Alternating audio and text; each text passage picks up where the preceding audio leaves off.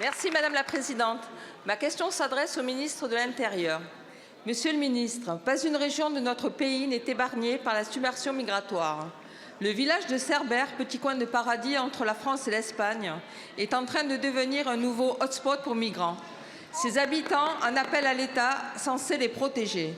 Alors que certains pays comme l'Italie reprennent le contrôle de leurs flux migratoires, la France reste une passoire et les passeurs s'adaptent en réorientant leur trafic ignoble d'êtres humains vers l'Espagne, les Pyrénées devenant un point de passage privilégié.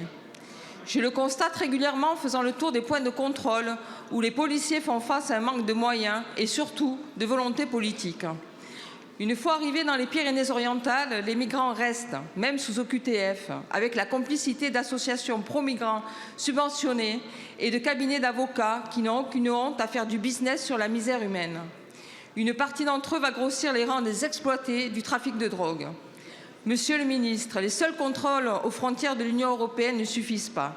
L'exemple italien prouve pourtant qu'avec de la volonté, la submersion migratoire n'est pas une fatalité. Le Rassemblement national réclame depuis des années une double frontière avec des contrôles systématiques à l'entrée en France. Que Marine Le Pen et Jordan Bardella n'ont-ils pas entendu quand ils ont fait cette proposition?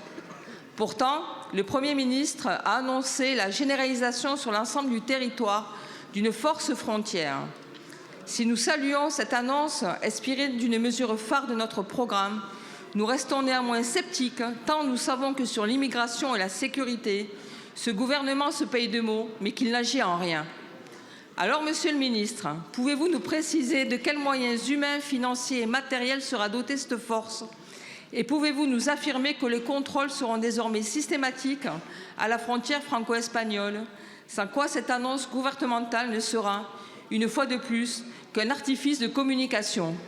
Je vous remercie.